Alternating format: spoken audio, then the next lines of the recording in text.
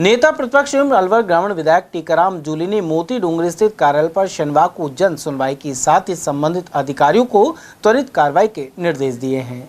इस दौरान सड़कों, पेयजल व्यवस्था, बिजली आपूर्ति और स्वास्थ्य सेवाओं के संबंध में लोग अपनी शिकायतें लेकर पहुंचे। नेता प्रतिपक्ष टीकाराम जूली ने कहा कि भाजपा के राज में खनन माफिया को संरक्षण दिया जा रहा है, जिससे अरावली पर्वतमाला श्रृंखला और सरिस्का पर खतरा मंडरा रहा है। उन्होंने कहा कि बैठकों का अंबार लगा है, वीडियो कॉन्फ्रेंसिंग की घंटियां बज रही हैं, लेकिन आम आदमी की समस्याएं वहीं की वहीं खड़ी हैं।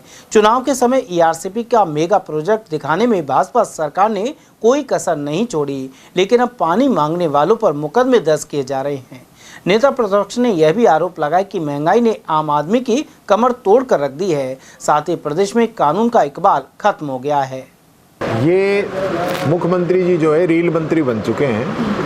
ये दिखावा करते हैं कि किस एक एजेंसी है, जो एजेंसी पूरा तय करके देती है कि आपको इतने बजे उठना है, इतने बजे चलना है, इस गांव में ये लोग मिलेंगे और उनकी बात सुननी है और हाथ क्या ऑर्डर करने हैं। ये पूरा एक जो है पीआर एजेंसी, मैंने विधानसभा में बोला था, ये पूरा एक जो है नया कॉन्सेप्ट लेके आए मुख्यमंत्री जी खुद को पॉपुलर करने के लिए, लेकिन ऐसे काम चलने वाला नहीं है। जब आते जब विकास होता है। ये देखिए, वैसे तो कोई भी सीएम आता है तो प्रशासन हरकत में आता है, लेकिन इनका ऐसा है कि आते हैं तो कुछ हरकत में आता है, बाकी फिर वापस हो जाता है। ऐसा लगता ही नहीं कि कोई राज चल रहा है। यहाँ तो शासन नहीं, सर्कस चल रहा है राजस्थान के अंदर। तो मुख्यमंत्री जी को पता ही नहीं है कि हो क्या रहा है नीचे।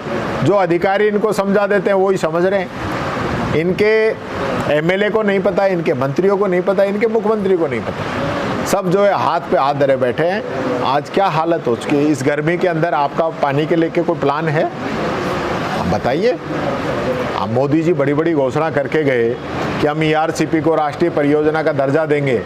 ईआरसीपी को पीकेसी कर दिया, पीकेसी को श्री राम जल सेतु कर दिया। पानी तो आया नहीं। 2.5 साल निकल गई, 3 बजट निकल गए, 1 बजट बाकी है। फिर क्या करोगे भाई? कब लेके आओगे पानी ईआरसीपी का? ऐसे काम चलने वाला नहीं है। बातों से जनता जवाब मांग रही है।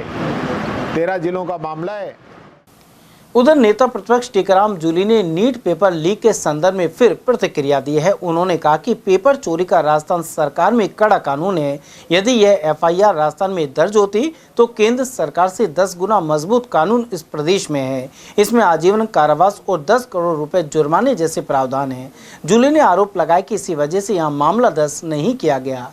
उन्होंने कहा कि अलवर में भाजपा नेता के कॉलेज में पेपर लीक हुआ था, लेकिन उसे दबा दिया गया। जोधपुर में खुले पेपर मिलने, नवलगढ़ में आरएएस पेपर मामले के साथ भी ऐसा ही हुआ। इसी तरह नीट के पेपर को पहले लीक मानने के बजाय एसओजी इसे गैस पेपर बताती रही। नेता प्रतिपक्ष ने इसे दुर्भाग्यपूर्ण करार दिया है। राजस्थान के अंदर कड़ा कानून है। ये जो एफआईआर दर्ज हुई है, अगर राजस्थान के अंदर दर्ज होती तो केंद्र सरकार से 10 गुना मजबूत कानून है हमारे यहाँ पे राजस्थान के अंदर। यहाँ आजीवन कारावास है, 10 करोड़ रुपए की इसमें जुर्माना है, लेकिन यहाँ दर्ज नहीं किया। इसी वजह से नहीं किया मुझे लगता है। और बीजेपी के लोग इसमें शामिल थे, इसलिए इसको पूरा बचाने का काम किया। और ये लोग पहले भी, जैसे अध्यक्ष जी ने बताया, अलवर में पेपर लीक हुआ, आपने कहा वो भी बीजेपी के नेता के कॉलेज के अंदर ही हुआ।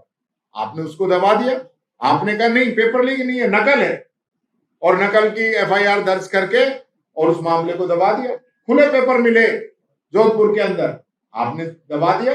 नवलगढ़ के अंदर आरएएस का जो पेपर मिले खुले, उसको आपने दबा दिया। यानी आपके पेपर लीक हो रहे हैं, आप मानते नहीं हो तो पेपर लीक कहां से?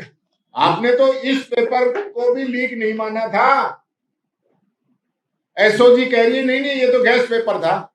तो ऐसा कौन सा भविष्यवक्ता आ गया जो पूरे के पूरे गैस कर रहा है? यानी एफएसएदे भी अलग नहीं है, सेम आ रहा है। मैं कहना चाहूंगा, ये जो लोग आज सत्ता के अंदर बैठ के दोनों हाथों से इस देश के युवाओं को लूटने का काम कर रहे हैं, बातें बड़ी बड़ी हो रही है।